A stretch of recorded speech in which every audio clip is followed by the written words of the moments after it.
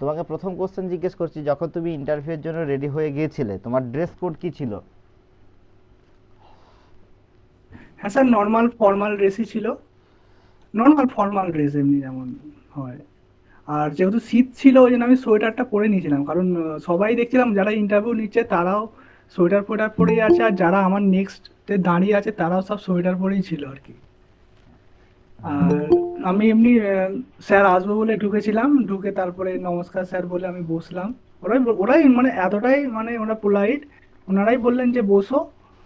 বসার পর শুধুমাত্র আমায় জিজ্ঞাসা করলো যে শুধুমাত্র তোমার নামটা বলো, আর কোথা থেকে এসেছো বলো, আর তোমার এডুকেশনাল কোয়ালিফিকেশন বলো, গ্র্যাজুয়েশনের পর গ্র্যাজুয়েশন থেকে, আর তারপরে এখন তুমি কি করছো সেটা শুধু বলো। তো আমি বললাম, তো আমি বলার পরে এবার আমি যেহেতু হেলথে চাকরি করি 2019 সাল থেকে গ্রুপ ডি পোস্টে, এবার ওনারা জিজ্ঞাসা করলেন তাহলে আপনি হেলথ ছেড়ে তাহলে এখন শিক্ষকতা কেন আসতে চাইছেন। তখন আমি বললাম যে শিক্ষকতা করাটা তো আমার স্বপ্ন। এবার যেহেতু দীর্ঘ 10 বছর এসএসসি হয়নি, তাই আমার কাছে সুযোগ ছিল না এখানে আসার। তো ওনারা বললেন ঠিক আছে, এবার তুমি ডেমো দাও। আর ডেমো দেওয়ার সময় কোনো ডেট ফেট লেখার কিছু দরকার নেই, একদম ফর্মাল, একদম প্রথম থেকে জাস্ট এমনি জাস্ট টপিক থেকে স্টার্ট করো। এবার আমি স্যারকে জিজ্ঞাসা করে নিলাম যে স্যার তাহলে আমি তাহলে ডেট ফেট, তো আমি আরেকবার জিজ্ঞাসা করে নিলাম যে স্যার তাহলে ডেট ফেট কিছু লিখবো না তো? বললো না না, কিছু লিখতে হবে না। আর আমি বললাম যে স্যার আমি এটা কি একটা আদর্শ ক্লাস হিসাবে মনে করতে পারি? এবং বললো হ্যাঁ হ্যাঁ ঠিক আছে যাও। বলে এবার বোর্ডে তুলে দিয়েছে। তো বোর্ডে গিয়ে আমি ডেমোটা দিচ্ছি জাস্ট 1 থেকে 2 মিনিটের মধ্যে ওরাই বললো "এ ঠিক আছে, তুমি একটু থামো, আমি এখান থেকে কিছু কোশ্চেন করতে চাই"। একটা একটা মেম্বার বললো। এবার আমাদের নিয়েছিল 5 জন, মানে 4 জন ছিলেন, আর একজন বোর্ড মেম্বার, মানে আমার যখন ডেমো দিচ্ছিলাম তখন আর একজন এলো, মানে টোটাল 5 জন ছিল, মানে আমার বর্ধমানে সিট পড়েছিল। তো ওনারা বললেন যে উম, আমি আমি আমি এনটপি নিয়ে ডেমোটা দিয়েছিলাম। তো এনটপি নিয়ে ডেমো দেবার পরেই তো উনি জিজ্ঞাসা করলেন যে যদি একটা গ্যাসের অ্যাডজাপশন হয়, তো সেক্ষেত্রে এনটপির কি পরিবর্তন হবে। তো আমি বললাম যে এনট্রপি কমে যাবে, কারণ যেহেতু গ্যাসের অ্যাডজর্পশন হচ্ছে, গ্যাস সবসময় রিলিজ হতে চায়, যেহেতু অ্যাডজর্পশন হচ্ছে তাই ওইটা এনট্রপি কমে যাবে। বললো ঠিক আছে। বলার পরে আর একটা স্যার সঙ্গে সঙ্গে কোশ্চেন করলেন, মানে ওনার জাস্ট অ্যান্সার শেষ হলো আর একটা স্যার সঙ্গে সঙ্গে কোশ্চেন করলেন যে আচ্ছা বলো তো তাহলে রেডিও অ্যাক্টিভ, যদি রেডিও অ্যাক্টিভিটি কোনো মানে কোনো এলিমেন্ট হচ্ছে, তো রেডিও অ্যাক্টিভিটি ঘটছে, সেই মুহূর্তে এনট্রপির কি পরিবর্তন হবে। তো আমি বললাম যে এনট্রপি বেড়ে যাবে, কারণ যেহেতু পার্টিকেলসের সংখ্যা বেড়ে যায়, ওই জন্য এনট্রপিটা বেড়ে যাবে। তো তারপরে হঠাৎ করে এবার একজন ম্যাম অর্গানিক থেকে কোশ্চেন আরম্ভ করলো যে তুমি তাহলে বেঞ্জিন থেকে নাইট্রোবেঞ্জিন করে দেখাও, না বেঞ্জিন থেকে অ্যানিলিন করে দেখাও, আর অ্যানিলিন থেকে আবার বেঞ্জিনে ফেরত যাও।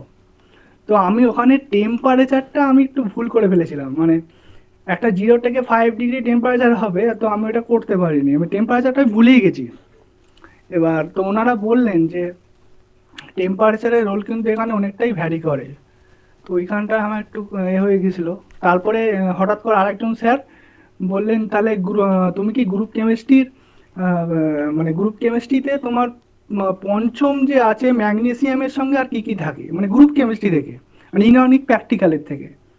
তো আমার ওই টাইমে না মনে পড়ছিল না। আমি স্যারকে বললাম স্যার আমি তাহলে কি বোর্ডে 1 2 করে লিখতে পারি, মানে আমার লিখলে কিন্তু আমার মনে চলে আসবে কারণ আমি প্র্যাকটিক্যালটা জানি। বললো হ্যাঁ ঠিক আছে লেখো। তো আমি বোর্ডে গিয়ে 1 নম্বরে কি কি আছে, 2 নম্বরে কি কি আছে, 3 নম্বরে কি কি আছে লিখতে যাব, তখনই বলে তুমি থামো, তুমি 1 নম্বরে একটা লিখেছো কেন, আরো তো আছে অনেক। মানে আমি শুধু Hg2 2+ লিখেছিলাম, তো তারপরে আমি মনে করে করে আবার Ag+টা লিখলাম। তো একটা ম্যাডাম বললো Ag+ হবে। তারপরে একটা স্যার আবার পেছন দিক থেকে বললো হ্যাঁ হ্যাঁ হবে হবে। তারপরে বললেন যে আমি গ্রুপ টু এ অনেকগুলো লিখেছিলাম, গ্রুপ টু এর মেটালগুলো। তো বললো গ্রুপ টু এর মধ্যে দুটো ভাগ হয়, একটা ওয়ান একটা টু। একটা মেটাল জিজ্ঞাসা করলেন, মেটালটা আমার ঠিক মনে পড়ছে না ওই। বললো তাহলে এটা কোন গ্রুপে আছে।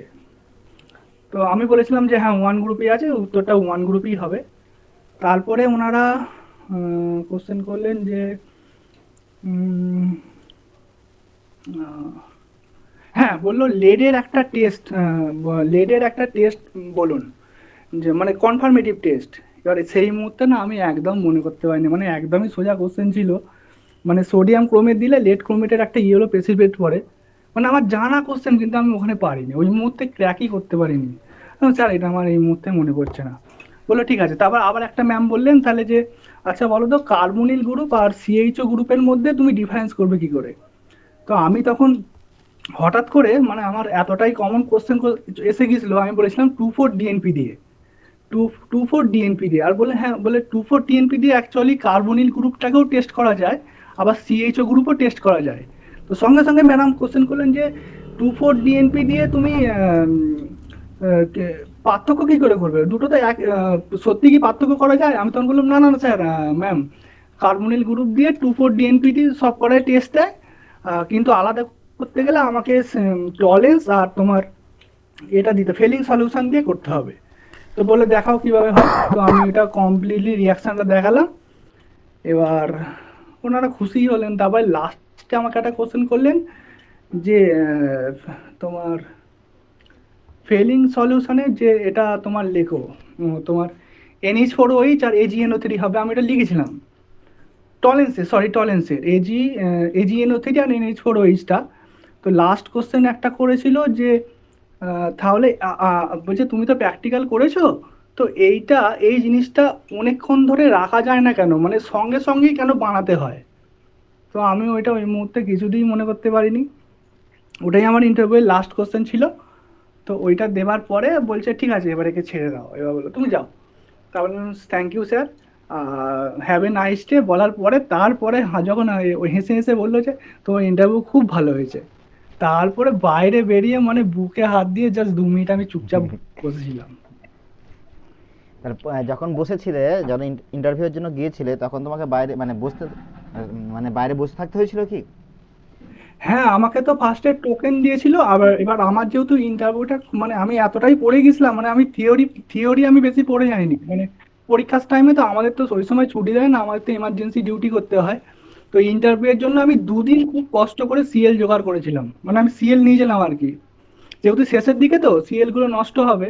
আমাদের তো এমার্জেন্সি ডিউটি, আমাদের ছুটি থাকে না, মানে খুবই কষ্টকর। মানে ওই 2 দিন আমি এত পড়ে গেছিলাম, মানে মোটামুটি 17-18 ঘন্টা করে পড়ে গেছিলাম। আর 2 দিনে আর মানে আমি এতটাই কনফিডেন্স ছিলাম যে আমি প্রথমের দিকে আমি নেবার চেষ্টা করেছিলাম, কিন্তু দুটো মেয়ে ওরা প্রথমে নিয়ে নিয়েছিল, আমি জানি 3 নম্বরে গেছিলাম। হুম, তার মানে আর প্রথমে টোকেন নিয়ে জাস্ট ওদের পরেই আমাকে নিয়ে নিল। আর আমার ইন্টারভিউ হয়েছিল মোটামুটি 16 থেকে 17 মিনিট। 16 থেকে 17 মিনিট, তাই তো? হ্যাঁ হ্যাঁ জেড বেস কোশ্চেন করছিল, মানে তুমি যেটা ডেমো হ্যাঁ, দিয়েছিলে আমার সেই? কোনো বিএড ফিএড থেকে কোনো কোশ্চেনই আসেনি। আর মানে শুধুমাত্র সাবজেক্টের জাস্ট, আর পুরো প্র্যাকটিক্যাল থেকে আমাকে মানে ধুয়ে দিয়েছে। হ্যাঁ, আমাকে একটা জিনিস জিজ্ঞাসা করেছিল তোমার স্পেশালাইজেশন কি, প্রথমেই জিজ্ঞাসা করেছিল। তো আমি বলেছিলাম ফিজিক্যাল কেমিস্ট্রি, ওই জন্য ফিজিক্যাল কেমিস্ট্রি থেকে একটাও কোশ্চেন করেনি। কিন্তু আমি পুরো ফিজিক্যাল কেমিস্ট্রিটা ছকে গিয়েছিলাম, মানে আমার যে স্পেশালিস্ট ছিল ওই সাবজেক্টগুলো আমি পুরো ভালো করে দেখে গেছিলাম, মানে ওখান থেকে যাই দিক না কেন আমার হয়ে যাবে। কারণ ভালো বেশি আমি ওটা ফিজিক্যাল কেমিস্ট্রি নিয়ে গেছিলাম, কিন্তু আমাকে ধরেছে সব ইনঅর্গানিক আর অর্গানিক থেকেই, আর বুঝতে পেরেছি। বেশিরভাগ প্র্যাকটিক্যাল। হ্যাঁ, 11-12 এর জন্য প্র্যাকটিক্যালি বেশি ধরবে। তাহলে তুমি যে সমস্ত ভাই বোনেরা আছে বা সিনিয়র যারাও আছে, তাদের জন্য কি পরামর্শ দিতে চাও তুমি? প্র্যাকটিক্যালটাও যেন দেখে যায়। আর যদি যে কেউ কেমিস্ট্রির ছেলে থাকে সে যদি মনে করে আমি শুধু কেমিস্ট্রিটাই পড়ে যাব, তাহলে কিন্তু সে ভুল কাজ করবে। কিন্তু ফিজিক্সটাও তাকে দেখে যেতে হবে, কারণ আমি তো দেখলাম আমার ফিজিক্যাল কেমিস্ট্রি স্পেশালাইজেশন থেকে একটাও কোশ্চেন ধরেনি। মানে আমার মনে হয় যে 11-12-এ যদি কেউ ইন্টারভিউ দিতে যায়, যদি ফিজিক্সেরও কোনো ছেলে থাকে, তাহলে কেমিস্ট্রিটা অন্তত একবার হলেও দেখে যাবে। আর নিজের প্র্যাকটিক্যাল সম্বন্ধে একটু আইডিয়া অন্তত থাকা উচিত। মানে আমি প্র্যাকটিক্যাল গুলো, আমি তো আমার প্র্যাকটিক্যাল না এমনি মানে আহ, আমার মানে ছিল ঠোঁটস্থ ছিল, কিন্তু ওখানে গিয়েও আমি লেট কমেন্টটা মানে এত সোজা, মানে আমি ওইটাও ভুল করে ফেলেছি, মানে ওটা বলতেই পারিনি। কিন্তু বাইরে এসে মনে হলো এ বাবা এই কোশ্চেনটা মিস করলাম। পড়ে গিয়েছিলাম, আমি ভালো করেই পড়ে তার গিয়েছিলাম, মানে মানে হচ্ছে 2 দিনে আমি সাবজেক্ট মানে জ্ঞান পুরো। থাকতে হবে, তাই তো? হ্যাঁ হ্যাঁ হ্যাঁ হ্যাঁ, হ্যাঁ হ্যাঁ যা বুঝেছো তুমি ওখানে গিয়ে সাবজেক্ট সম্পর্কে হ্যাঁ। A to Z জানতে হবে। আর ওরা খুবই পোলাইট, মানে ওনারা এতটাই পোলাইট, মানে মানে মানে ভয় পাওয়ার কিছুই নেই, মানে একদম এনভায়রনমেন্ট, মানে ফ্রেন্ডলি এনভায়রনমেন্ট। মানে এমন নয় যে মানে আমি তো সামান্য মানে আমার এমনি ডিউটি যে ড্রেস পরে যাই মানে মানে আমার যে জুতোটা মানে আমার তো মানে সেরকম এও ছিল না, মানে খুব যে হাই ফাই বুট পরেও নয়, আমি এমনি জাস্ট মানে মর্নিং ওয়াকে বুট পরেই আমি গিয়েছিলাম। বুঝতে পেরেছি। ওনারা ওনারা খুবই পোলাইট। কারো কোনো কোশ্চেন করার আছে আমাদের গৌরকে? বলো শুভাশিস, এমনি ইন্টারভিউ পারপাস।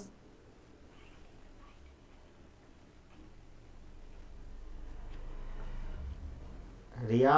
আর স্যার আমি একটা জিজ্ঞেস করতে চাই। হ্যাঁ বলো। বললাম যে সে আমাদের যাদের মাস্টার ডিগ্রি কমপ্লিট করা আছে আমরা তো 9-10 এর জন্য দিতে যাবো, ওদের কি তাহলে মাস্টার ডিগ্রির কোনো সাবজেক্টের কিছু থাকা উচিত স্পেশালের উপরে জ্ঞান থাকা, মানে ওটা কি কমপ্লিট করে যাওয়া উচিত, না শুধু 9-10 এর বেসের উপর বা 11-12 এর বেসের উপরই পড়া উচিত ব্যাপারটা?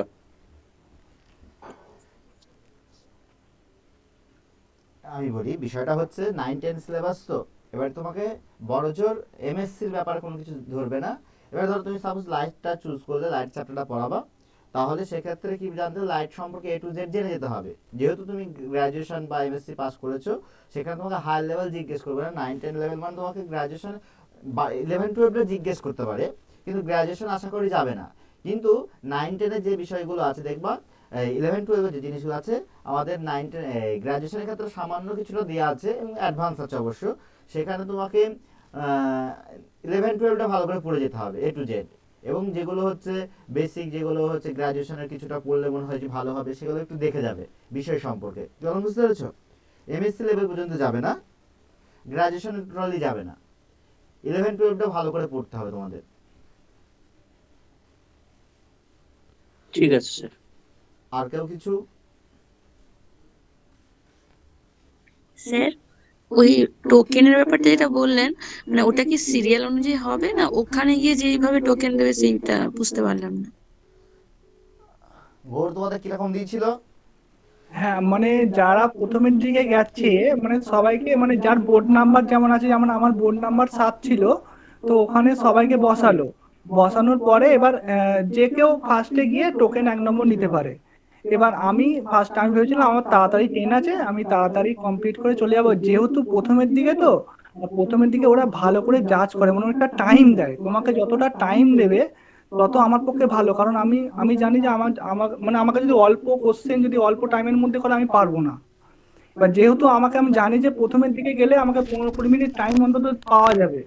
এবার আমি তো কিছু তো অন্তত পড়ে গেছি আর এতদিনের অভিজ্ঞতাটাও আছে, নিশ্চয়ই কিছু না কিছু পারবোই, আমার কনফিডেন্স প্রচুর ছিল। তো আমি প্রথমেই নিতে গেছিলাম, কিন্তু দুজন মেয়ে ওরা ফার্স্টে 1-2 করে নিয়ে নিল, তারপর আমি 3 নম্বরেই নিয়েছি। আর ওই জন্য যেহেতু আমি এতটা টাইম পেয়েছি না, মানে ওই জন্য আমার মনে হয় যে আরো অনেকটা আমার পজিটিভ দিক ছিল। আর যেহেতু প্রথমে দুজনই মানে ওনারা স্যারই ম্যাডামই ছিলেন, ওনারা 9-10-এর ম্যাডাম ছিলেন, মানে অলরেডি সার্ভিস করতেন আর কি 2016 সালে।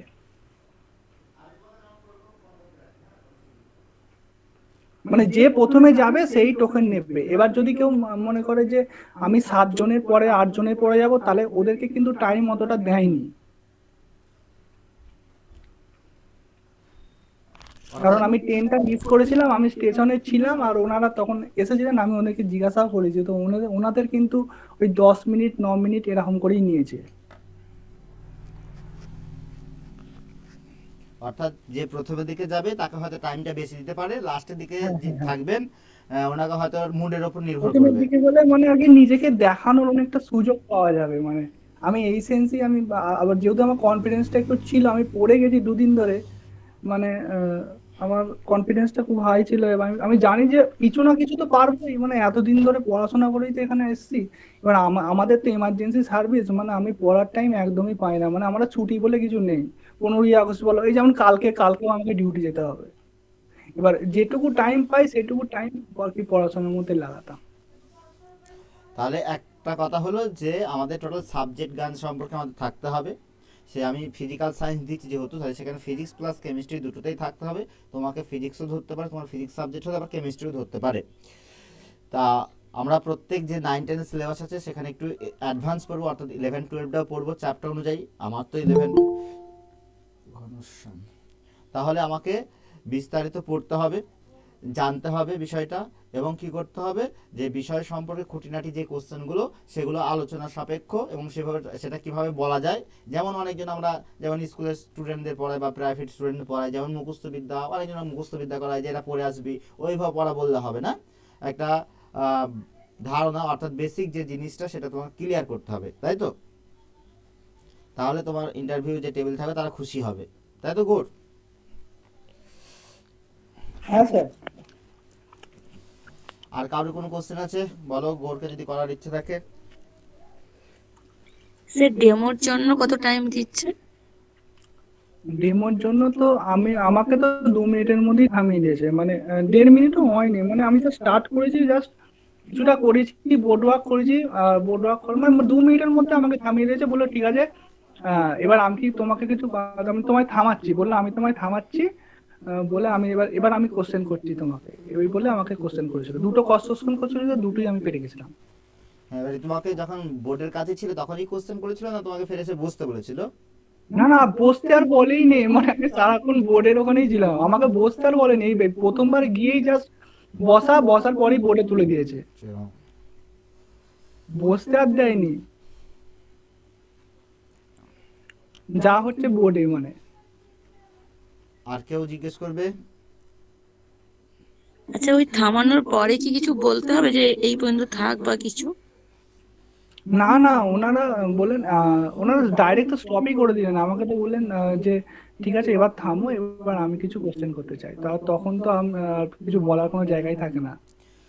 তুমি যখন ওই 2 মিনিট শুরু করেছিলে তখন তোমার ভয়েস কেমন ছিল, মানে গলার হ্যাঁ, আওয়াজ? ভয়েসটা কিন্তু একদম মানে একদম স্পষ্ট রাখতে হবে, যে প্রথমে স্পষ্ট রাখতে হবে, হাতে লেখা খুব সুন্দর করতে হবে, হ্যাঁ গিয়ে যেটুখানি করবে মানে ওখানে লিখবে কম, আর ধরো কোনো জিনিস বাড়ছে সেটাকে অ্যারো চিহ্ন দিতে হবে, মানে আমি লিখেছি কম কিন্তু অ্যারো চিহ্ন প্যারো চিহ্ন দিয়ে এসব দিয়ে করেছিলাম, মানে টেম্পারেচার বাড়লে, প্রেসার বাড়লে, এনট্রপি এরম হয় এরকম হয়, মানে জাস্ট এইভাবে অ্যারো চিহ্ন আমি লিখিনি, মানে আমার হাতে লেখা, আমি তো বোর্ডে লেখা তো আমার প্র্যাকটিসই নেই, এবার ওখানে গিয়ে বোর্ডটা না খুব স্লিপ করছিল, মানে আমার তো এমনি বোর্ডে কোনোদিন আমি লিখিনি আজ পর্যন্ত বলতে গেলে, আর ওখানে গিয়ে ফার্স্ট আর বোর্ডে আমার হচ্ছে স্লিপ করে যাচ্ছে, আমি ওই জন্য যেটুকুনি কম লিখেছি, কম লিখে অ্যারো চিহ্ন এটা বাড়লে প্রেসার শুধুমাত্র পি দিয়ে দেখাচ্ছিলাম, আমি কিছু লিখিনি।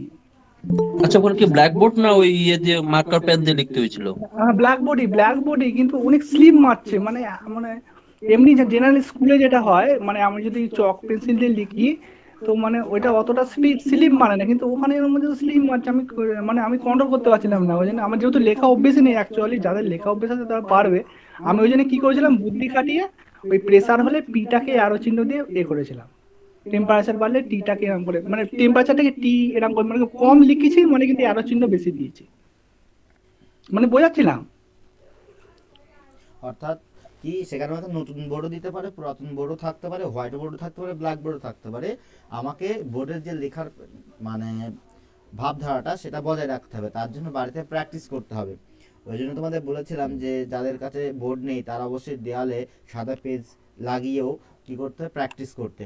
তা তোমরা এটা প্র্যাকটিসটা করবে যেন ওখানে গিয়ে হাত কাঁপে না, যেমন একটা বানান লিখতে গিয়ে তোমাদের হয়তো হাত কাঁপছে বা আঁকা বাঁকা হয়ে যাচ্ছে, সেটা যেন না হয়, তাই তো গৌর? হ্যাঁ হ্যাঁ স্যার, হ্যাঁ, সেই চিন্তা ভাবনা মানে যেটুখানি লিখবে একদম স্পষ্ট লিখবে, কম লেখো কিন্তু স্পষ্ট লেখো, আর ওই অ্যারো চিহ্ন বেশি ইউজ করবে, ফলে কি হবে মানে বুঝিয়ে বোঝানোর সঙ্গে সঙ্গে অ্যারো চিহ্নটা যত ইউজ করবে না, ওরা ওরা খুশি হয় যে হ্যাঁ এইটুকু বোর্ডের মধ্যে আমার এতখানি কমপ্লিট করে দিল, নাহলে তুমি যদি লিখেই দাও ওরা লেখাও অত দেখতে চাইছে না, আমি যেটুকু বুঝলাম, মানে আমাকে তো জাস্ট 2 মিনিটের মধ্যেই থামিয়ে দিল, মানে পুরোটা কমপ্লিটই করতে দেয়নি, আমি তো পুরো 10 মিনিটের জন্য রেডি করে নিয়ে গেছিলাম। তাহলে বুঝতে পারছো 10 মিনিট বা 15 মিনিট প্রত্যেককে রেডি হতে হবে। সেখানে তোমাকে সিম্বলিক রিপ্রেজেন্টেশন করতে হবে। সেখানে তুমি ভাষাগত, ধরো সাপোজ ওহমের সূত্র করাচ্ছ, সেখানে ওহমের সূত্র লিখলে হবে না, ওহমের সূত্রটা মুখে বলতে হবে, তার গাণিতিক রূপ শর্টকাটে বলতে হবে। হ্যাঁ হ্যাঁ হ্যাঁ, ওইটা সেম মানে গাণিতিক সূত্রগুলো জাস্ট করে মানে বুঝিয়ে বলতে হবে, মানে তুমি যদি গাদা গাদা করে লিখে আসো তাহলে ওরা দেখতেই চায় না এগুলো, আমি যেটুকু বুঝলাম। আশিস কিছু বলবে?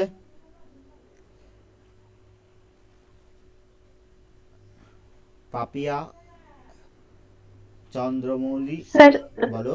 স্যার সাইকোলজি থেকে কিছু জিজ্ঞেস করছিল, সিচুয়েশন বেসড কোশ্চেন না বা না না, কিছু? ওইসব কিছু জিজ্ঞাসাই করেনি। আচ্ছা। কিছুই করেনি, বিএড থেকে কোনো কোশ্চেন জিজ্ঞাসাই করেনি। আমি তো স্যারের নোটটা পুরো বিএড এর আমি সবই পড়ে গিয়েছিলাম।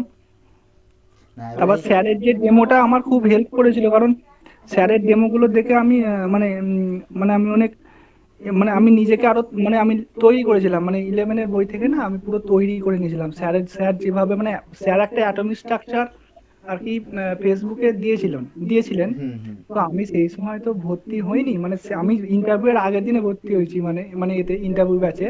তো তার আগে আমি প্রত্যেকটা নোট মানে ফেসবুকে সব মানে ফ্রিতেই পাওয়া যেত, তো ওই জন্য আমি ওগুলোকে সব ডাউনলোড করে সব পড়তাম আর কি। হ্যাঁ আর স্যারের আমি 9-10-এরটা আমি ভর্তি হইনি, কিন্তু আমি পুরোটাই মানে আমি যতটা পেরেছি, মানে স্যার তো পরীক্ষার আগের দিন বোধহয় 6টা না 7টা মক টেস্ট দিয়েছিল, তো আমি পুরোটাই মানে ডাউনলোড করে শুধু পড়ে গিয়েছিলাম। মানে সত্যি কথা বলতে কি আমার প্রচন্ড হেল্প হয়েছে এই মক টেস্ট গুলোতে, আমার প্রচন্ড হেল্প হয়েছে। কিন্তু আমি ক্ষমা প্রার্থী স্যারের কাছে। আমি স্যার আপনার কাছে মানে ওই সময়টা আমি মানে মানে ওইগুলোতে আমার এনাফ মনে হয়েছিল। আপনি যে মক টেস্ট গুলো দিয়েছিলেন হ্যাঁ এই যে 9-10-এর জন্য, মানে ওইটা আমার খুব কাজে লেগেছিল। মানে মানে এত জিস্ট মানে একটা কোশ্চেন হয়, মানে একটা জিস্ট মানে পুরো জিস্ট ছিল, মানে ওটা একদম মানে ওটা আমাকে পুরো ভেতর থেকে মজবুত করে দিয়েছিল আমাকে আরো। ফেসবুক আমাদের যেমন এসএলএসটি ফিজিক্স দেওয়া ছিল, ওখানে ইন্টারভিউর কোশ্চেনগুলো আমাদের দেওয়া হয় মধ্যে মধ্যে। হ্যাঁ, আমি ওইগুলো ডাউনলোড করে স্যার সব সব কটা আমি স্যার আপনাদের প্রত্যেকটা ফ্রি যতগুলো ছিল না, মানে আমি প্রত্যেকটা আমি ফলো করেছি স্যার, যাই হোক প্রত্যেকটা। 5 বছর আগে হয়তো আমি এটা নিচ্ছি না, তো 5 বছর আগে আমি বিনা কারণেই করেছিলাম যে একটা ফেসবুক গ্রুপ খুলি, কি খুলবো এই চিন্তা ভাবনা ছিল আমাদের। কিন্তু আমি ওই এসএলএসটি ফিজিক্স দিয়ে প্রথম আমি ভৌত বিজ্ঞান দিয়ে শুরু করি। আমি ওটা আর নিতে করেছি। প্রত্যেকটা কোশ্চেন স্ট্যান্ডার্ড কোশ্চেন, মানে এত হাইলি কোয়ালিফাইড স্ট্যান্ডার্ড কোশ্চেন, মানে আমি আর কোনো জায়গা থেকে আমি মানে আমার পড়ার দরকারই পড়েনি, মানে আমি ওইগুলো পুরো ভালো করে প্র্যাকটিস করে গেছি 9-10-এ। আমি 9-10-এও কোয়ালিফাই করেছি। হ্যাঁ, মানে আমি পুরো প্র্যাকটিস মানে ওইগুলো মানে এত সুন্দর হাই লেভেলের কোশ্চেন, মানে একটা কোশ্চেন করলে বোধহয় 10টা থিওরি ওখানেই পড়া হয়ে গেল। থ্যাংক ইউ তার জন্য। থ্যাংক ইউ স্যার আপনাকে স্যার। স্যার একটা বলো। জিজ্ঞেস করছিলাম, হুম স্যার জিজ্ঞেস করছিলাম যে ওখানে যে প্রফেসররা যারা কোশ্চেন করছিলেন, হুম তারা কি বেঙ্গলি টার্মস ইউজ করছিলেন নাকি ইংলিশ টার্মস গুলো যেগুলো সাবজেক্টের যে টার্মস গুলো সেগুলো ইংলিশেই না, সাবজেক্টের বলছিলেন? ইংলিশ টার্ম ইংলিশ টার্মই, বাংলা কোনো টার্ম জিজ্ঞাসা হ্যাঁ করেনি। যেহেতু গ্রাজুয়েশন আমাকে তো মানে বললো যে অ্যাবসর্পশন থেকে হচ্ছে গ্যাসের অ্যাবসর্পশন হচ্ছে, মানে বাংলা কোনো টার্ম ওরা ইউজ করেননি, আচ্ছা আচ্ছা। সব ইংলিশ টার্ম। এবার যেহেতু ইন্টারভিউগুলো নিচ্ছে কলেজের প্রফেসররা, সেহেতু হয়তো ইংলিশ টার্ম ইউজ করেছে। তোমাদের ক্ষেত্রে অনেক সময় গ্র্যাজুয়েশন লেভেলের যে টিচারগুলো আছেন বা তারা হয়তো বাংলা টার্ম ইউজ করবে 9-10-এর ক্ষেত্রে। 11-12-এর ক্ষেত্রে টোটালটাই ইংলিশে টার্ম ইউজ হবে, কারণ সেখানে হয়তো ভালো মানে ইউনিভার্সিটির আন্ডারে যে সমস্ত টিচারগুলো ছিলেন তারা হয়তো ইন্টারভিউটা নিয়েছেন।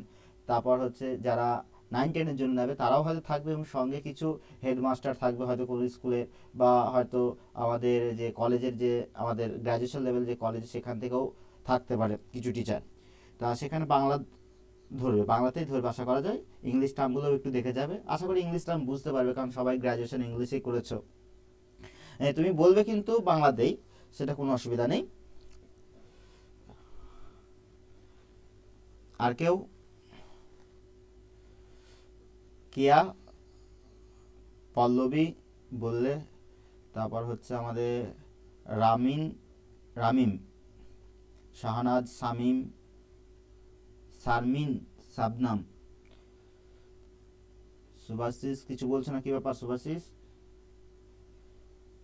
ওয়াসিম আকরাম, সুরিয়া কান্ত সেন, বলো কোনো কোশ্চেন থাকলে বলো, তোমাদের দাদা ভাইকে জিজ্ঞেস করতে পারো।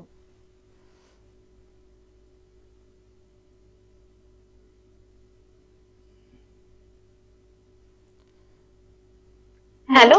হুম হ্যাঁ, দাদা যে নোটস গুলোর কথা বলছিল ওগুলো কি মানে আমি তো রিসেন্টলি ইন্টারভিউ এর জন্য এখানে মানে ইয়ে হয়েছি, হুম তো তার আগে তো আমি ক্লাস করিনি, তো ওগুলো কোথায় পাওয়া যাবে বা কোথায় দেওয়া আছে একটু বললে ভালো হয়। হ্যাঁ, তোমায় ওই এসএমএস করবে, তুমি একটা হাই লিখবে, তোমাকে সমস্ত কিছু প্রোভাইড করে দেবে, আগে যা ক্লাস হয়েছে সেগুলোর নোট প্লাস ভিডিওগুলো টোটালটাই দিয়ে দেবে। ওই যে কেরিয়ার জন্য যে লোগো দেওয়া আছে ওই নাম্বারে এসএমএস করবে, হাই লিখে সমস্ত কিছু দিয়ে দেবে, বা গ্রুপে লিখলেও হবে, পাঠিয়ে দেবে।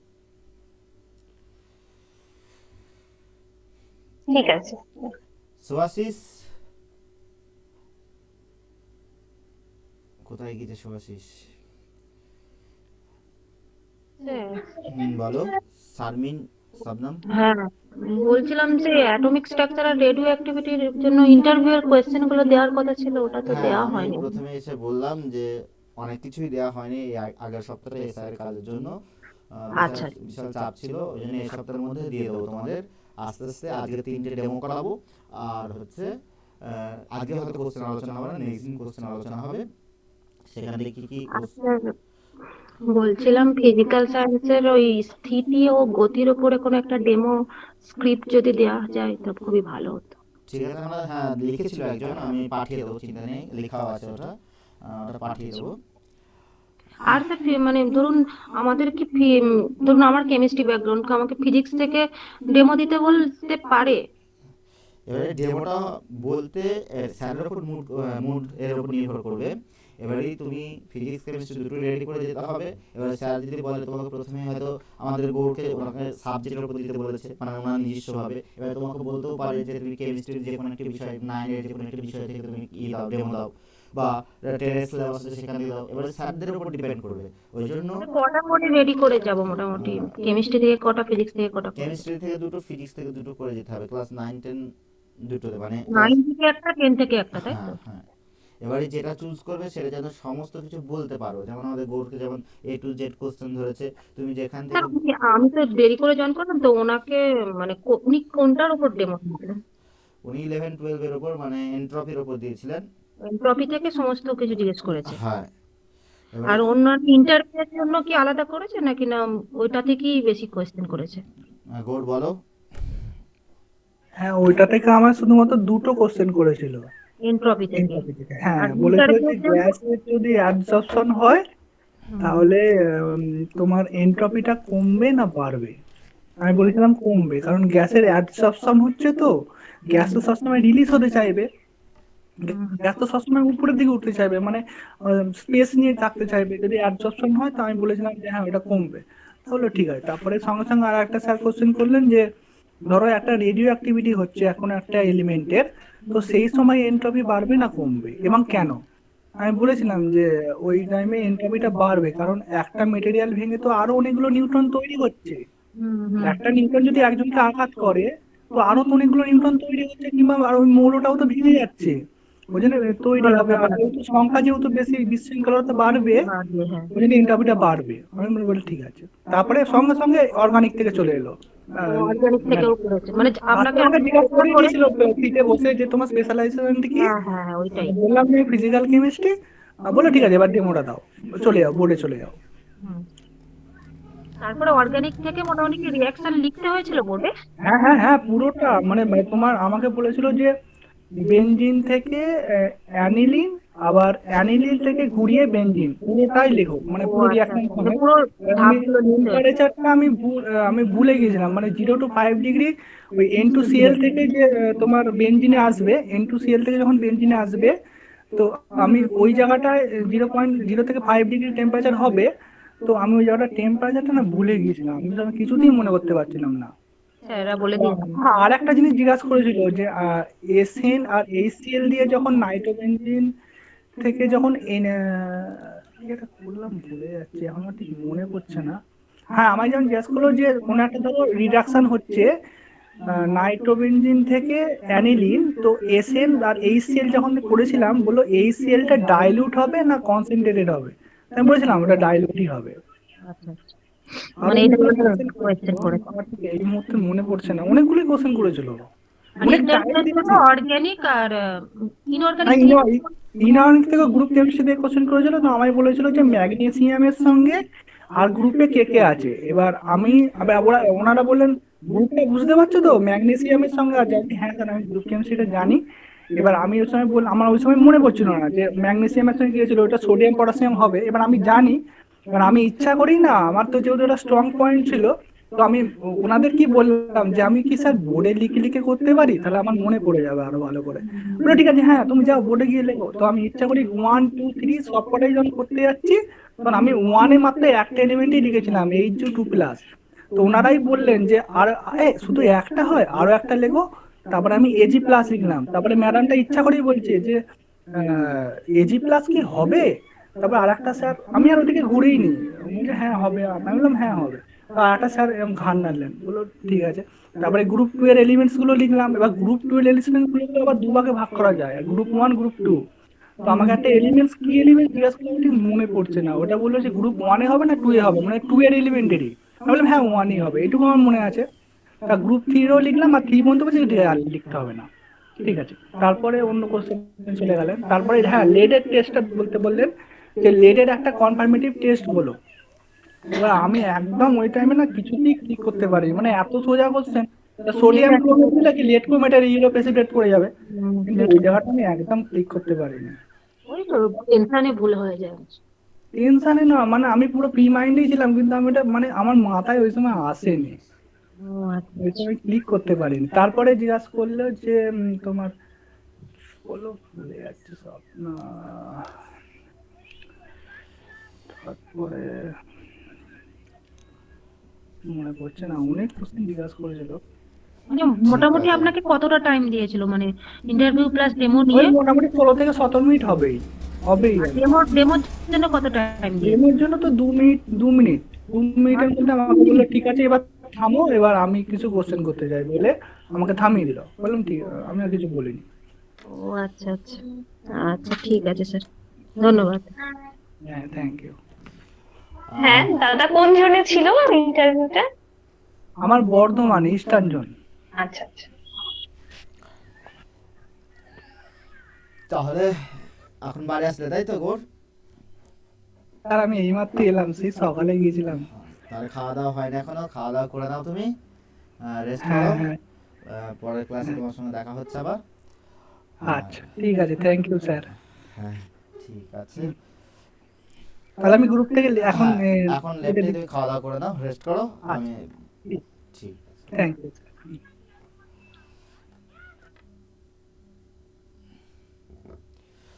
চলো, আমাদের আজকে মেনলি 2-3টে টপিকের ওপর আমরা ডেমো তৈরি করব, সেগুলো বাড়িতে নিজে নিজে তৈরি করবে।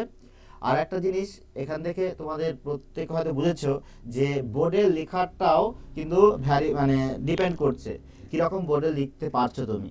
সেখানে তোমার লেখার স্টাইল, লেখার ধরন দেখে তোমাকে হয়তো তারা জাজ করতে পারে যে এই মেয়েটা বা এই ছেলেটা ভালো পড়াতে পারে বা পড়ানোর ক্যাপাসিটি আছে। তাই প্রত্যেককে বাড়িতে বোর্ড থাকলে খুব ভালো কথা, না থাকলে দেওয়াল আছে, সেই দেওয়ালে সাদা পেজ বা খবরের কাগজ, এখন তুমি প্র্যাকটিস করো খবরের কাগজ দিয়ে দেওয়ালে লাগিয়ে সেখানে মার্কার পেন দিয়ে হোক যাই হোক সেখানে গিয়ে প্র্যাকটিস করো। কি বললাম বুঝতে পেরেছো? যদি বোর্ড না থাকে তাহলে সেক্ষেত্রে দেখবা তোমার এক্সপিরিয়েন্স আরও ভালো হবে, লিখতে গিয়ে কোনো হাত কাঁপবে না, বা লিখতে প্লাস বলতে গিয়ে আমাদের অনেক সমস্যা হয়। অনেক সময় এক সময় লিখছি কিন্তু বলছি না, বা বলছি বা লিখছি না, এরকম অনেক সমস্যাগুলো হয়। তাই সেগুলো তোমাদের ইমপ্রুভ হয়ে যাবে।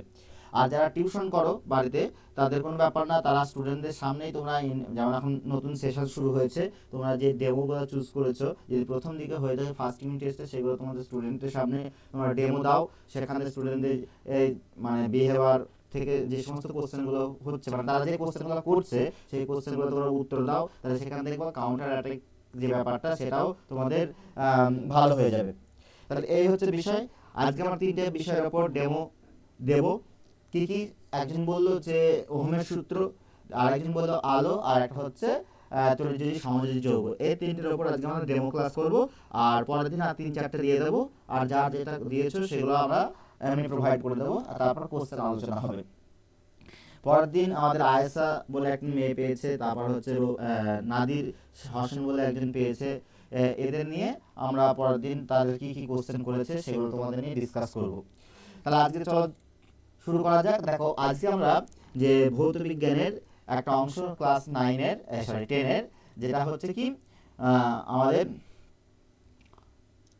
ওহমের সূত্র, যেটা আমরা চলতরিক চ্যাপ্টারে আছে, সেটা নিয়ে আমরা আলোচনা করব। তাহলে আমরা এখানে প্রথমত আমাদের যে ইন্ট্রোডাকশন ক্লাসটা মানে যখন আমরা শুরু করব তখন আমাদের ভয়েসটা, গলার যে ভয়েস, সেই ভয়েসটা যেন সুন্দর হওয়া চাই, মানে যেন সেই আমরা বলি না মানে ভিজে সেই বিড়ালের মতন একটা আওয়াজ হচ্ছে, এরকম একটা কথা বলি প্রচলিত ভাষায়, আওয়াজটা যেন ম্যারমেন না হয়, বা হয়তো সেই গলায় হয়তো মানে যেমন আমরা খাবার খেলে বা আঠালো যে বিস্কুট খেলে যেরকম আঠালো আঠালো ভাব হয়েছে সেরকম যেন না হয়।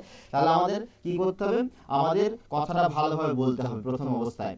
দেখো কি বলছে, ক্লাসে ঢুকে শিক্ষার্থীদের, এখানে ইন্টারভিউয়ারদের শিক্ষার্থী মনে করুন এবং অভিবাদন জানান, সেখানে তুমি বলবা বা আস্তে স্যার সেগুলো হলো প্রথমেই।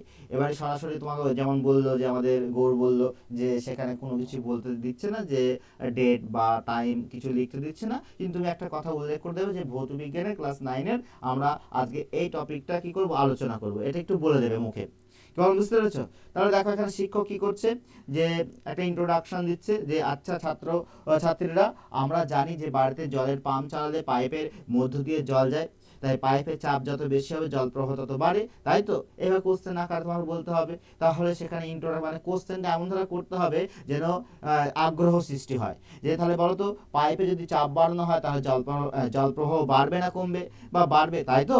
এইভাবে করে একটা কোশ্চেন করতে হবে। ঠিক তেমনি একটি পরিবাহী তারে দুই প্রান্তের বিভব প্রভেদ বাড়ালে তার মধ্যে দিয়ে তড়িৎ প্রবাহ কি পরিবর্তন হবে, তা নিয়ে আজকে আমরা আলোচনা করব। তাহলে এখান থেকে আমাদের হোয়াইট বোর্ডে তুমি একটু কাজ করবে, যে তড়িৎ প্রবাহ মাত্রা আর যে বিষয়টা আছে তার ওহমের সূত্র বিবৃতি করলে সেখানে তুমি সার্কেলে ছুঁড়ে টুক করে রেখে ফেললে।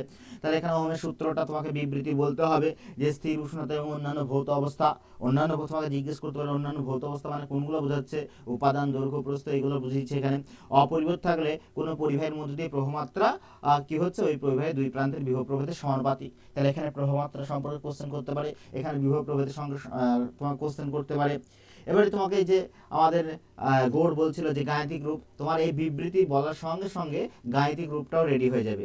সেখানে একটা সার্কিট রেখে দেবে, টুক করে একটা সার্কিট আঁকার পর সেখানে কি বলবে, সেখানে এখানে হচ্ছে VA, এটা হচ্ছে VB, তাহলে হচ্ছে কি এখান থেকে রোধ যদি I হয়, সেখানে যদি কারেন্ট I যায় তাহলে সেক্ষেত্রে কি হবে, সেই ছবিটা এঁকে টুক করে আমাদের বলে দিতে হবে। সেখানে রোধ R হচ্ছে কি, সেগুলো সমস্ত কিছু তোমাকে বর্ণনা করতে হবে। তারপর এখানে একটা কি তোমাকে যদি আরো ইন্টারেস্টিং টাইম দেয়, সেক্ষেত্রে কি গ্রাফ সম্পর্কে আলোচনা করতে হবে, যে V ভার্সেস I এর যে গ্রাফ, সেই গ্রাফ সম্পর্কে আলোচনা করতে হবে। এক্স অক্ষকে যদি আমরা V ধরি, এটা যদি I ধরি, তাহলে গ্রাফটা কিরকম হবে সেরকম আলোচনা করতে হবে, সেটা বিস্তারিত আলোচনা করে বলতে হবে। এবার তোমাকে উদাহরণ দিতে হবে, বাস্তব প্রয়োগ।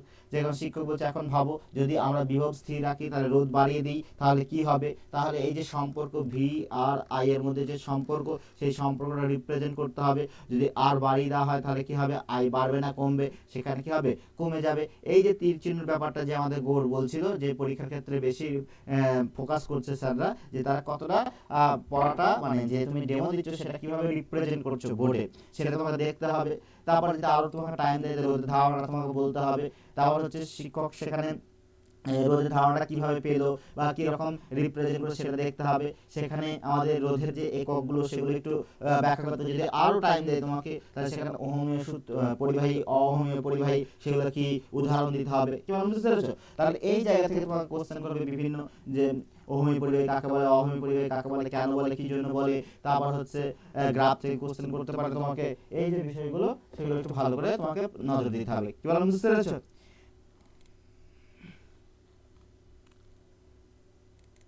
তাহলে আমাদের ওহমের সূত্র এই হচ্ছে বেসিক স্ট্রাকচার।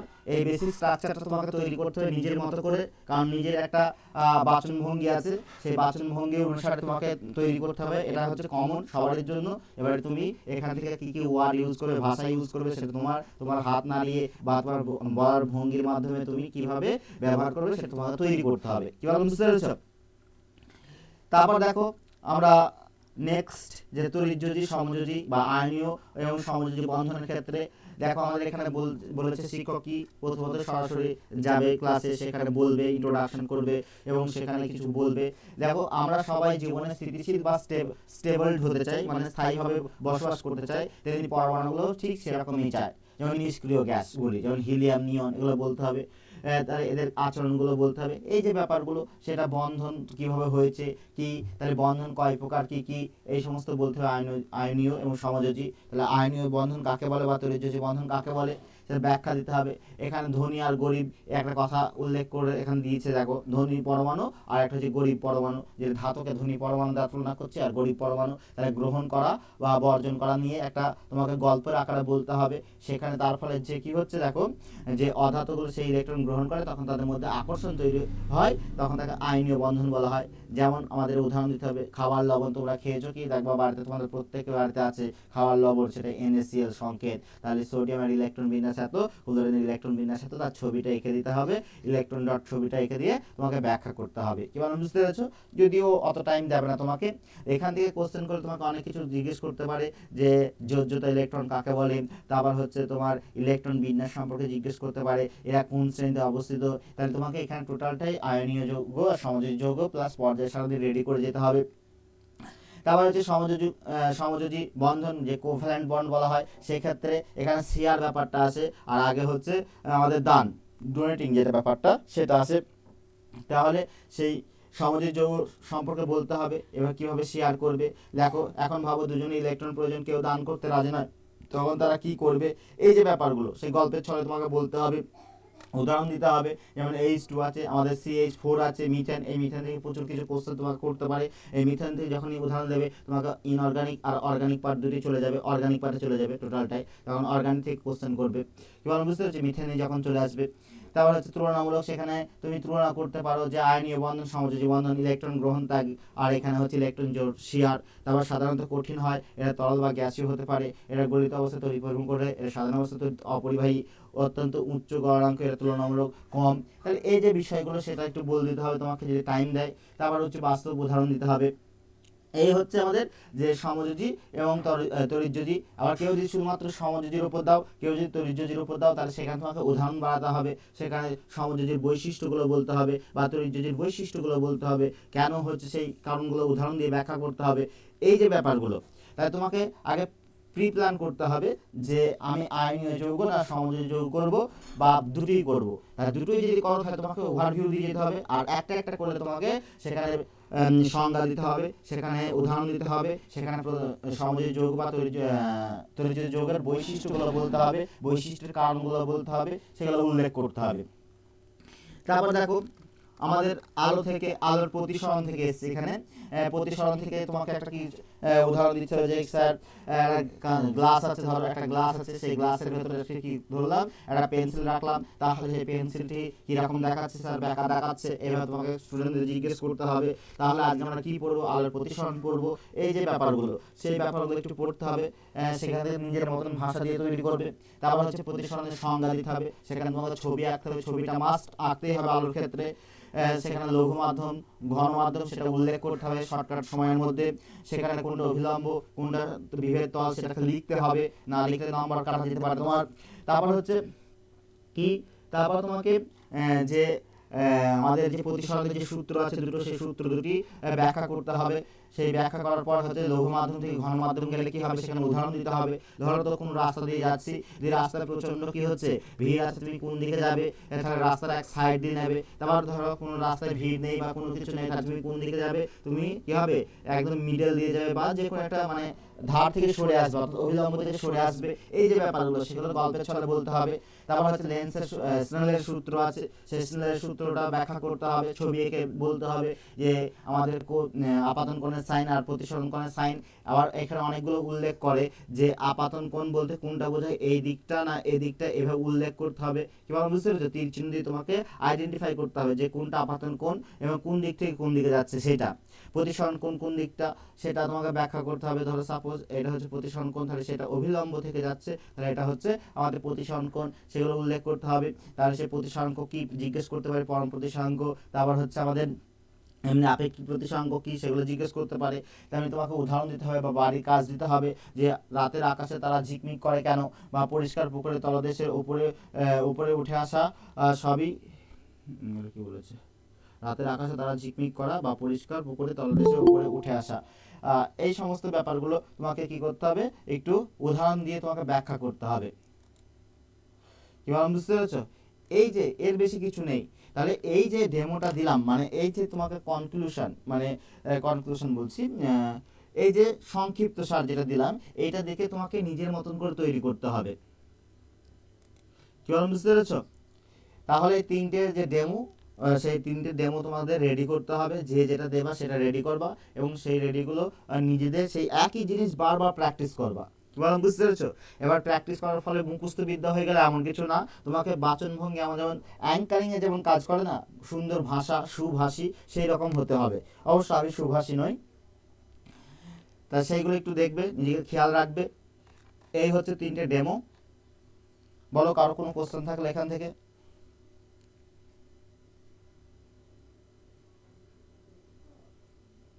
স্যার, হুম। স্যার আমরা যখন পড়াতে পড়াতে তো কিছু কিছু কোশ্চেন করবো, এই কোশ্চেনের উত্তর কি আমরা টিচাররা নিজেরাই দিব? হ্যাঁ মানে নিজেরাই, যারা পড়াবো আর কি। হ্যাঁ নিজেরাই দিতে হবে, কারণ হচ্ছে ওখানে যেহেতু ওনারা দেবে না। কি বলো বুঝতে পেরেছো?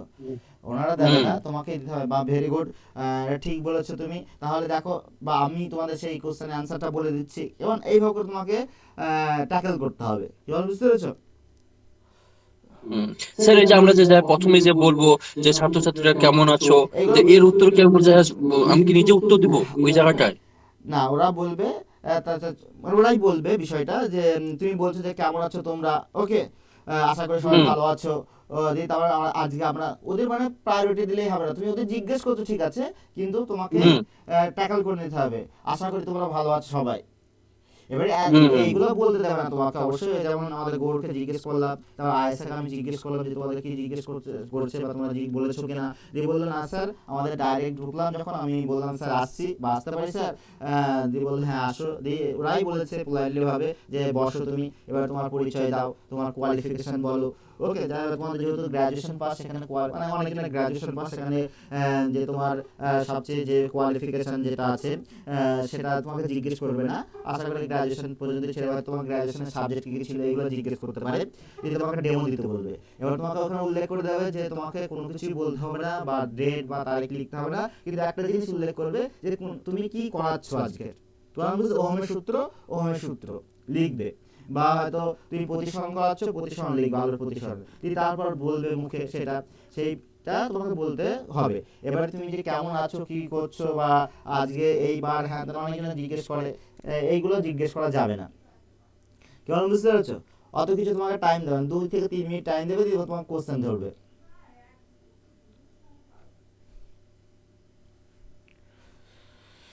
বলো আর কারো কোনো কোশ্চেন? তাহলে মেনলি আমাদের টপিকটা ভালো করে পড়ে যেতে হবে, এবং যে টপিকে ডেমো দেবে সেই টপিক তোমাকে A to Z জানতে হবে এবং আদার্স বিষয়গুলোও জেনে যেতে হবে। যা বুঝলাম আমি ওদের সঙ্গে কথা বলে, যে আদার্স বিষয়গুলোও তোমাকে কি করতে হবে, জেনে যেতে হবে। যে শুধুমাত্র আমি ডেমোর সাবজেক্টটাই জেনে যাবো এমন হবে না, তোমাকে 9-10 বইটা টোটালটাই জেনে যেতে হবে। তুমি তড়িৎ সমযোজী যৌগর ডেমো দিচ্ছ, তার মানে তোমাকে সমস্ত জৈব যৌগটা রেডি করে যেতে হবে, তোমাকে পর্যায় সারণী রেডি করে দিতে হবে। যখনই বলে সোডিয়াম Na+ হলো, কেন হলো প্লাস, তাহলে Na কোন মানে ক্ষারীয় মৃত্তিকা না মৃত্তিকা, এগুলো জিজ্ঞেস করবে। তাহলে সেগুলো সম্পর্কে A to Z তোমাকে ধারণা রাখতে হবে। তাই সোডিয়াম সম্পর্কে যা যা কোশ্চেন হতে পারে সেগুলো রেডি করে যেতে হবে। তোমার বুঝতে পেরেছো? আলোর প্রতিসরণ সম্পর্কে জেনে যেতে হবে, প্রতিসারাঙ্ক সম্পর্কে জেনে যেতে হবে, এখান থেকে অঙ্ক দিতে পারে তোমাকে। কি বুঝতে পেরেছো? এই যে ব্যাপারগুলো সেগুলো তোমাকে জেনে যেতে হবে A to Z। স্যার, ক্লাসের সূচনা দেওয়ার পর হুম। পাঠের উদ্দেশ্য আমাকে বলতে হবে। স্যার যেমন এখানে ক্লাসের সূচনা, হুম।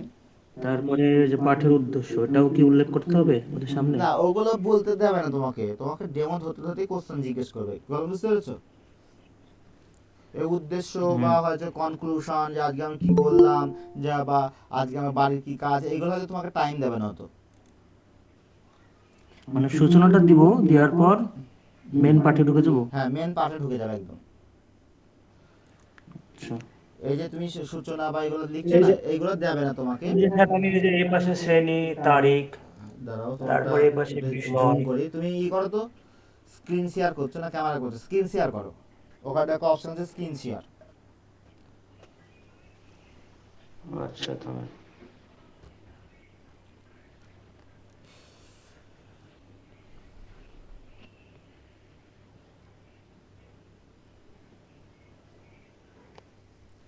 দেখো আমাদের ওয়াসিম আকরাম স্ক্রিন শেয়ার করছে, প্রত্যেকে একটু লক্ষ্য রাখো।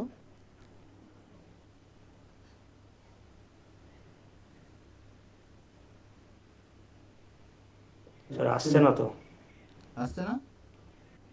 ও আমি বুঝতে পেরেছি। তুমি আগে এটা করো, ছবিটা তুলো, ওইটা যে তুমি করেছো, তারপর আচ্ছা তুমি ওখানে স্ক্রিন শেয়ার করতে পারবে, কিছু যেতে পারবা, তোমার গ্যালারি যেতে পারবা।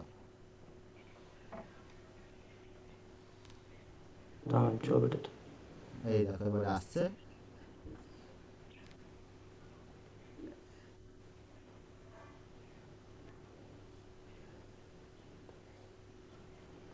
এবার আসছে।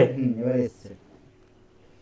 দেখো তুমি শ্রেণী নবম এই যে শ্রেণী ভৌত বিজ্ঞান একক রসায়ন, এই যে তোমাকে এত কিছু লিখতে হবে না, উপরে তারিখ ফারিখ লিখতে হবে না। তুমি ভৌত বিজ্ঞানে, যেহেতু তুমি ভৌত বিজ্ঞানের ডেমো দিতে গেছো স্যার জানেন যে ফিজিক্যাল সায়েন্সের, এবারে তুমি ওই যে অ্যাসিড লবণ, অ্যাসিড ক্ষার লবণ, এইটা যেটা হেডিং করেছে এটা বলবে যে আজকে আমরা অ্যাসিড ক্ষার লবণ থেকে আমরা এই টপিকটা আলোচনা করবো, যে অ্যাসিড কাকে বলে, ক্ষার কাকে বলে, এটা ভাষায় মুখে বলবে। আর ওই যে আজকের পার্ট যে অ্যাসিড ক্ষার লবণ, আজকের পার্টটা তুমি মুখে বলবে। কেমন বুঝতে পেরেছো? কারণ অত লেখার টাইম পাবে। অ্যাসিড ক্ষার আর হচ্ছে লবণ, হ্যাঁ যে তারপর তুমি অ্যাসিড কাকে বলে সেটা বললে, ওই যে যেরকম উদাহরণ দিয়েছো যে H প্লাস আয়ন ত্যাগ করবে, ওকে। এই যে ব্যাখ্যাগুলো দিয়েছে সুন্দর হয়েছে। এবার তোমার লেখাটা পরিষ্কার এবং স্পষ্ট করতে হবে। তোমাকে আগে এখানে হয়তো স্পষ্ট বোঝা যাচ্ছে না, বাট তুমি করেছো, তাহলে সেখানে তোমাকে এই যে টক, তারপর লাল লিটমাসকে লাল করে, নীল লিটমাসকে লাল করে, ধাতুর সঙ্গে বিক্রিয়া করে হাইড্রোজেন গ্যাস উৎপন্ন করে, এই যে ব্যাপারগুলো, এইগুলো তোমাকে সুন্দর, যেন সুন্দর করে লিখেছো ওইভাবে লিখতে হবে এবং সেটা ব্যাখ্যা করতে হবে। সেই দিকে যে খাটটা লিখেছে লেখাটা একটু পরিষ্কার করতে হবে স্যার। হ্যাঁ, ওই যে যেমন খাটটা তুমি বেস লিখেছো, খার, ওই লেখাগুলো একটু পরিষ্কার, উদাহরণ, তারপর হচ্ছে বেস, এই যে ব্যাপারগুলো সেগুলো তোমাকে একটু পরিষ্কার করতে হবে। আচ্ছা স্যার। তাহলে ঠিকই আছে তোমার এটা। এবারে তুমি একটা ওই যে ধাতু, তোমাকে এখান থেকে জিজ্ঞেস করতে পারে ধাতুর সঙ্গে বিক্রিয়া করে যে হাইড্রোজেন উৎপন্ন এই যে করছে। এখানে যে এককটা দিয়েছে আমি এককটা রসায়ন দিতে পারি? একক তো রসায়ন ওইভাবে তো তোমাদের ভাগ নেই আলাদাভাবে, এরা ভৌত বিজ্ঞানের ভেতর করছো, সেখানে দেবে না। কি বল, বুঝতে পেরেছো? তখন কোশ্চেন জিজ্ঞেস করবে, যত তুমি তাহলে আজকের পার্ট যদি আমাকে যদি ডাইরেক্ট পার্টে না ঢুকতে বলে তাহলে আমাকে তো এগুলো লিখতে হবে। হ্যাঁ, এবার ডাইরেক্ট যখন লিখতে বলবে তুমি ওই আজকের পার্ট বলেই লিখবে, কারণ তোমরা জানে যে আজকে ভৌত বিজ্ঞান বিষয়ের উপর ডেমো চলছে। কি বল, বুঝতে পেরেছো? হুম। তুমি ডাইরেক্ট যে আজকে আমরা, আজকের পাঠ হচ্ছে অ্যাসিড ক্ষার লবণ, সেখান থেকে বলবে এবং সেখান থেকে শুরু করে দেবে তুমি। এবার ইন্ট্রোডাকশন যদি বলে যে তোমরা কেমন আছো, সেই যেরকম আমরা বললাম যে অ্যাসিড ক্ষার, যে লেবুর রস কেমন লাগে বলো তো, বা এই যে উদাহরণগুলো আছে, তেঁতুলের, যে তেঁতুল কেমন খেতে, স্বাদে কেমন, এই যে ব্যাপারগুলো, সেগুলো জিজ্ঞেস করতে পারো। যদি তোমাকে প্রথমে যদি কিছু না বলে দেয়, সেখানে ইন্ট্রোডাকশন দিলে তাহলে আমরা আজকে অ্যাসিড ক্ষার সম্পর্কে পড়বো। আচ্ছা তাহলে তোমাদের প্রথমত একটা জিনিস দেখতে হবে, আমি প্রত্যেকে বলি, যারা অ্যাঙ্কারিং এর কাজ করে না, মানে অ্যাঙ্কারিং যারা করে, তাদের যে ভাষা জ্ঞান সেইটা একটু দুই একজন ভিডিও দেখে নিও, এতে আমার মতো বলে ভালো হবে প্রত্যেকেরই। যে দেখবে তাদের মুখের যে ভঙ্গিমা, তারপর হচ্ছে তাদের তাদের যে ভাষা ইউজ, সেইগুলো তোমার ক্ষেত্রে কি হয়, ভালো হবে, মানে দেখে নিলে। তোমার বুঝতে পেরেছো? একটু দেখে নিও তাদের অ্যাঙ্কারিংটা কেমন করছে, তাহলে সেক্ষেত্রেও তুমি মানে পোলাইটলি বলতে পারবে। বলো বিপ্লব, বলো। ঠিক আছে স্যার, বুঝলাম। পল্লবী,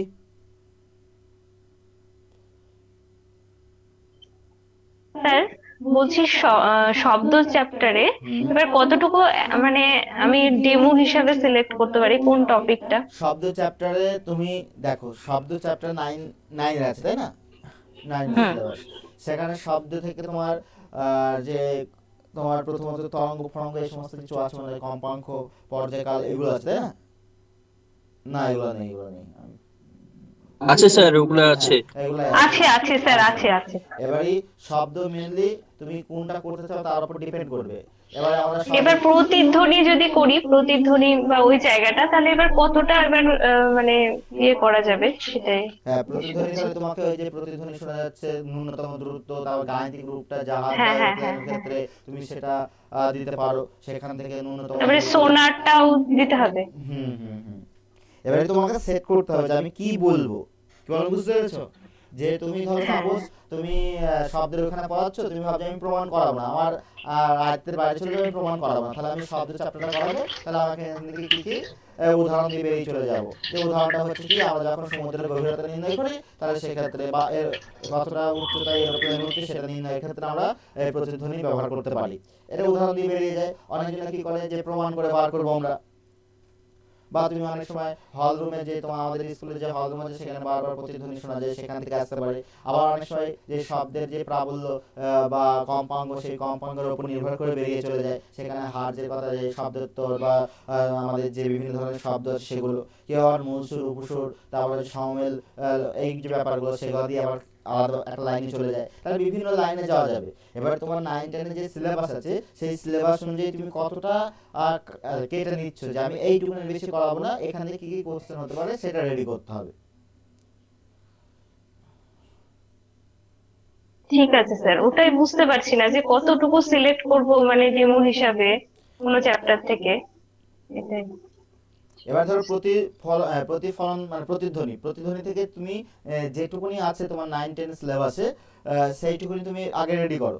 তারপর ওর পারপাসে যে এক্সট্রা যেগুলো আছে, যেগুলো ওরা লেস জুড়ছে, সেইগুলো তোমাকে রেডি করতে হবে।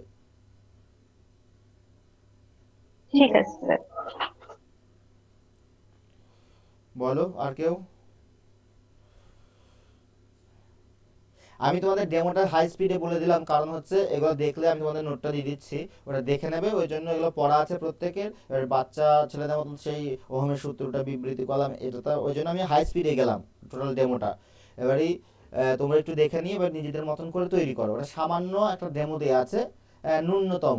এবার তোমরা ওখান থেকে তোমাকে মানে একদম বিভিন্নভাবে করতে হবে, লিখতে হবে বিভিন্ন স্টাইলে, তোমরা যেরকম রিপ্রেজেন্ট করবে সেরকম।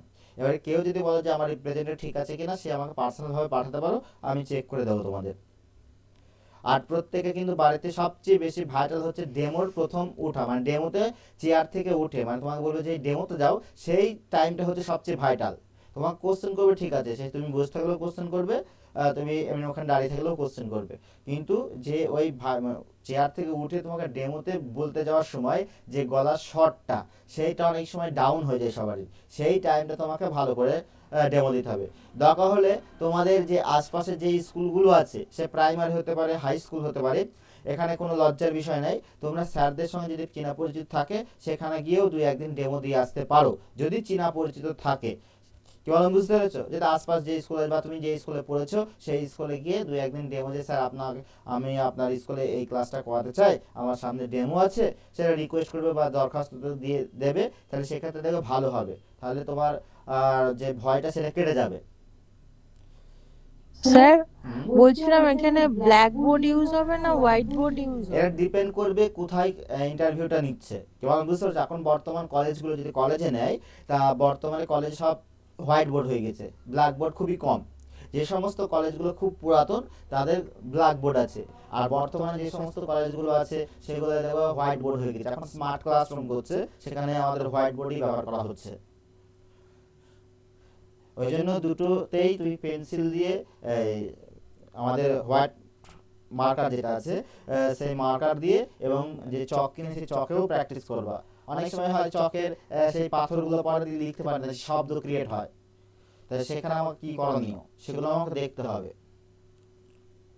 অনেক সময় আমরা দেখবা ওই যে মার্কার থাকে, সেই মার্কার দিয়ে ছোট ছোট করে লিখি, মেয়েরা বিশেষ করে এই ছোট ছোট করা লেখাগুলো লেখে, ছোট ছোট করে লিখে, ছোট ছোট করে লিখলে হবে না, যেন বুঝতে পারে লেখাটা, সেরকম লিখতে হবে। আমরা খাতায় ছোট ছোট করে লেখা প্র্যাকটিস আছে, আমি বোর্ডে গিয়ে দেখছি ছোট ছোট করে লিখছি, তাহলে সেক্ষেত্রে কিন্তু হবে না।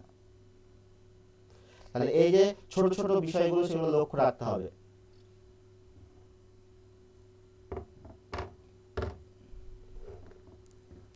তাই প্রত্যেককে বাড়িতে বলো। স্যার আমার সাবজেক্ট কেমিস্ট্রি আছে, তো ওখানে কি কেমিস্ট্রির টপিকগুলো ডেমো দিতে হবে নাকি ফিজিক্যাল সবগুলো দেওয়া প্রথমত যাবে? যদি তোমাকে যদি কিছু না বলে, তাহলে তোমার যে নিজের সাবজেক্ট সেই সাবজেক্টে ডেমো দেবে। কি বললাম বুঝতে পেরেছো? যদি কোনো কিছু না বলে দেয়, তাহলে নিজের সাবজেক্টে ডেমো দেবে, কারণ নিজের সাবজেক্ট সম্পর্কে জ্ঞান আছে, নিজের সাবজেক্টে যদি কোশ্চেন করে তাহলে বলতে পারবে। আর যদি যে ভাবো যে না আমার সাবজেক্ট আমি নিজেই দুর্বল হয়ে গেছি, আমি ফিজিক্সে দিই, তাহলে দিতে পারো। কিন্তু তোমাকে কাউন্টার কোশ্চেন করতে পারো, তুমি যেহেতু ফিজিক্স ব্যাকগ্রাউন্ডের, তুমি হঠাৎ করে কেমিস্ট্রি ব্যাকগ্রাউন্ডে তুমি ফিজিক্স দিলে কেন, সেটাও জিজ্ঞেস করতে পারে। বুঝতে পেরেছো? তাই নিজের সাবজেক্ট আগে চুজ করবে, তারপর অন্য সাবজেক্ট চুজ করবে।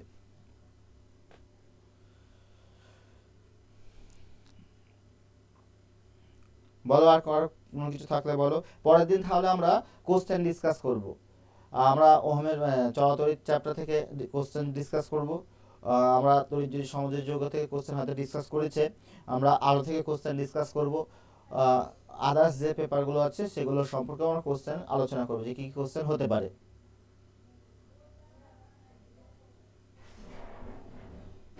ঠিক আছে?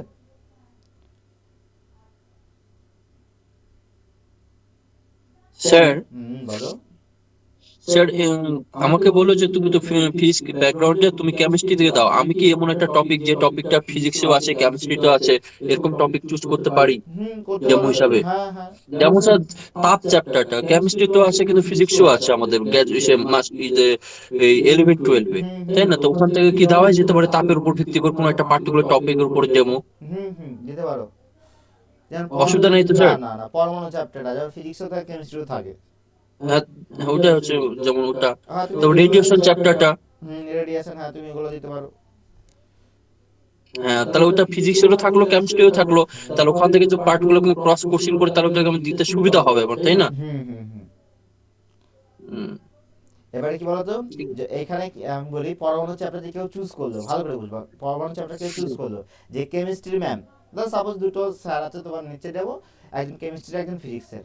কেমিস্ট্রি স্যারও ফিজিক্স এই পরমাণু চ্যাপ্টার সম্পর্কে জানে, আবার ফিজিক্স স্যারও পরমাণু চ্যাপ্টার সম্পর্কে জানে, তাহলে দুইজনে কি হবে, একই কোশ্চেন করতে পারবে। এবারে ধরো সাপোজ কেউ ধরো তুমি আলো চ্যাপ্টার পড়াচ্ছ, যে একজন কেমিস্ট্রি ম্যাম তোমার ভাগ্যে পড়েছে, সে তো আলো সম্পর্কে জানে না, এবারে উনি কি করতে পারে, তোমাকে যাতা কোশ্চেন করতে পারে।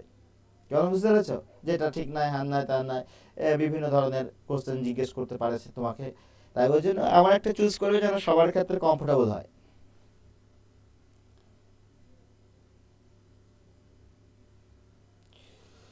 ঠিক আছে, প্রত্যেকে ভালো করে প্রিপারেশন নাও। দেখো প্রত্যেকে নাম্বার দিয়েছে, আমাদের গোর যেখানে গিয়েছিল শুনছিল না, আমাদেরকে দিয়েছিল সেখানে 15.33 এরকম একটা নাম্বার দিয়েছে। আবার কাউকে 17-18 দিয়েছে 20-র মধ্যে, কাউকে 18.75ও দিয়েছে, এইভাবে করে নাম্বার দিয়েছে। কোনো জায়গায় আমাদের চেনা জানা দুজনের হয়নি শুধুমাত্র পয়েন্টের জন্য, এরকমও সিচুয়েশন আছে। তা বিষয়টা স্যার মালদা জোনে নাম্বার খুবই কম দিচ্ছে স্যার। হ্যাঁ, কয়েকটা জনের নাম্বার কম হচ্ছে, এটা স্যারদের উপর ডিপেন্ড করে। কি বল, বুঝতে পেরেছো? তা প্রত্যেকে ভালো দেওয়ার চেষ্টা করবে। পয়েন্ট নাম্বার মানে 0.55 বা 0.1ও বিশাল গুরুত্বপূর্ণ। তাহলে পয়েন্ট যেন সবসময় তোমাদের পূর্ণ সংখ্যায় আসে, একটা 18, 17, 18, 19-এর কাছে যেন হয়। বিশেষ করে ফ্রেশার যারা আছো তাদের ক্ষেত্রে ফুল মার্কস দেবেন অবশ্য, কিন্তু 15, 16, 17, 18 মানে 17 নিচে যেন কেউ না পাও সেরকম একটা চিন্তা ভাবনা করবা। ম্যাক্সিমাম দেখলাম 18, 17 এভাবে পেয়েছে, কিছু জন হয়তো 15 নিচে এভাবে পেয়েছে, 15 দিয়েছে। ফ্রেশারদের ক্ষেত্রে বলছি তোমরা ভালো করে ইন্টারভিউ দাও এবং বাড়িতে প্র্যাকটিস করো বারংবার। স্যার বলছি ভেরিফিকেশন কবে থেকে স্টার্ট হতে পারে? এইটা এখন বলা মুশকিল, তা ফেব্রুয়ারি এর সেকেন্ড উইক অথবা থার্ড উইকে আসতে পারে। এবারে দেখা যাক কখন কি এটা ঘোষণা দিচ্ছে, বলা মুশকিল। তোমরা রেডি হও, আসবে একদিন আগস্টের মধ্যে, চিন্তা নেই। তোমরা বুঝতে পেরেছো? ইন্টারভিউ কি ভোটের পর হবে? এখন সরকার কি করবে জানি না, যেহেতু টাইম নিয়েছে আগস্ট পর্যন্ত, এবারে ভোটের কবে ঘোষণা হয় এই আবার ধরো এসআই এর যে কাজ হচ্ছে, এসআই এর কাজের জন্য ধরো খসড়া তালিকা বা এই তালিকা সেটা পেছিয়ে যাবে, পেছিয়ে গেলে ধরো ওদিকেও পেছিয়ে যাবে। তাহলে এই টালমাটালে ভোট পেছিয়ে গেলে ধরো আগস্টের মধ্যে শেষ করতে হবে, ফের সুপ্রিম কোর্টের কাছে গিয়ে হাত পায়ে ধরবে, দিয়ে আবার বলো পেছিয়ে দাও 1-2 মাস 3 মাস, এইভাবে করে চলবে। ওই জন্য তোমরা প্রিপারেশন নাও, কেউ যেন ডিমোটিভেশন হয় না, প্রতিনিয়ত প্র্যাকটিস করো। যারা টিউশন করাও টিউশনে প্র্যাকটিস করো, সেই টাইমটা যেন কাজে লাগাও তোমরা প্রত্যেককে। যেন টিউশন পড়াচ্ছ মানে ওটা টোটালটাই ওদের হয়ে এমনটা না, নিজেরও কিছুটা আসে সেরকম চিন্তা ভাবনা রাখতে হবে। স্যার বলছিলাম আপনি একবার গ্রুপে একবার এই আলোর একটা পিডিএফ দেখিয়েছিলেন এইতে, গ্রুপে না এই ইয়েতে ক্লাসে, কিন্তু ওটা পিডিএফটা নেই, মানে ইয়েটাই হোয়াটসঅ্যাপে যে পিডিএফটা নেই ওটা, ও, আলোর ছিল সম্ভবত। আলোর প্রতিফলন করিয়েছিলাম তাই না? হ্যাঁ হ্যাঁ হ্যাঁ হ্যাঁ, ওটা দেখিয়েছিলেন কিন্তু ওই এতে দেননি আর কি, পিডিএফ হিসাবে দেননি, তো ওটা যদি একটু দিয়ে দেন ভালো হয়। ঠিক আছে, আমি পাঠিয়ে দিচ্ছি, কেমন? হুম ওগুলো হুম হুম, থ্যাংক ইউ স্যার।